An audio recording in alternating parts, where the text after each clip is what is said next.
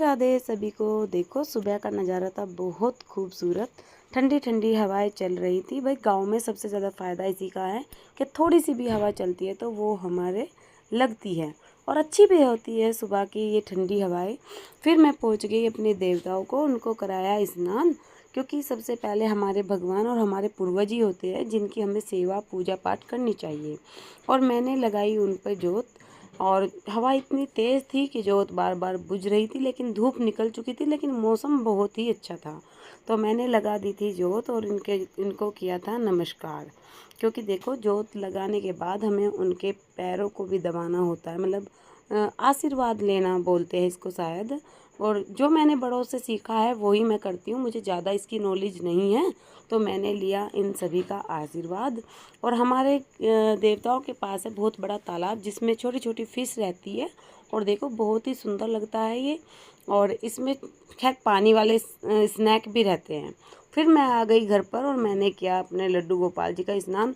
कपड़े हो गए थे गीले तो मैंने उनको चेंज कर लिया था, और फिर मैंने करा दिया था लड्डू गोपाल जी को स्नान।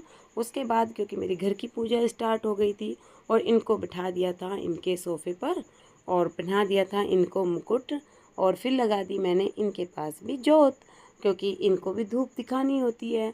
और उसके बाद आ गई मेरे मंदिर की बारी, जहाँ पे मैंने करे नाम जप, और नाम जप करके मैंने शिवलिंग को चढ़ाया जल। और आज लिए थे कच्चे आम जिसकी बनानी थी हमें सब्जी। पहले मैंने सोचा क्यों ना घर का काम सारा ख़त्म कर लेती हूँ, तो मैंने फटाफट लगाई पूरे घर में अच्छे से झाड़ू, क्योंकि बच्चे ना सोफ़े के नीचे कुछ ना कुछ फंसा के ही रखते हैं, तो हर एक सोफ़ा टेबल को उठा के ही झाड़ू लगानी होती है। फिर मैं आई रूम में, और मैंने इधर के भी बिस्तरे उठा दिए थे। बाहर की झाड़ू लगाने के बाद मैंने किया पूरे रूम को क्लीन, और हो गया था ओके। फिर मैं आई मम्मी जी हर के रूम में, उनकी भी बेडशीट को अच्छे से झाड़ के अच्छे से दबा के उस रूम को भी कर दिया था मैंने क्लीन। हो गया ना कितना साफ़ सुथरा। फिर आ गई मेरे बर्तनों की बारी। मैंने सोचा पहले बर्तन कर लेती हूँ और बाद में लगाऊंगी पोछा, क्योंकि जब तक सारा घर क्लीन नहीं होता तो पोछा लगाती नहीं हूँ, सबसे बाद में लगाती हूँ मैं पोछा। और देखो मेरा किचन हो गया था, किचन का काम हो गया था ख़त्म, और किचन भी हो गया था क्लीन।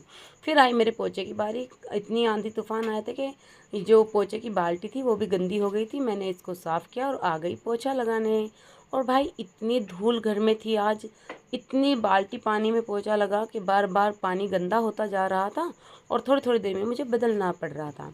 तो आ गई अब आम को छीलने और काटने की बारी। भाई हाथ दुखने लगे थे, छोटे छोटे आम थे, बहुत टाइट थे, ये इनमें से गुठली निकली और मैंने पूरे आम को कट कर दिया। और ये लगा दिया था मैंने आम में तड़का। सोचा जब तक आम की सब्ज़ी बनती है तब तक मैं आटा लगा देती हूँ, तो मैंने फटाफट आटे को छान लिया था। और देखो इसमें डाल दिया था मैंने गुड़। जब तक गुड़ घुलता है तो मैंने उधर दूध गर्म कर दिया था, और मैं ले गई थी अपने दूध को उठाकर दूर रख दिया था।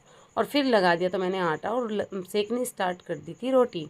और ये रहा मेरा खाना। सबको खाना खिलाने के बाद, खाना खाने के बाद फिर आ गई मेरे बर्तनों को चमकाने की बारी। तो मैंने करा इनको भी साफ़।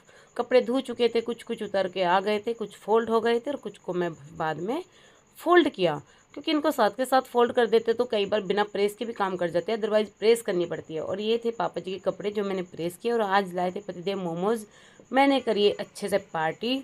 और आज आ गई हमारी वीकली सब्जी, जिसमें तोरी, बैंगन, भिंडी, घिया, सभी सब्जियां आ चुकी थी। मैंने इनको भी कर दिया था अनपैक। और आप सब बताना मेरा व्लॉग आपको कैसा लगता है। बोलो राधे राधे।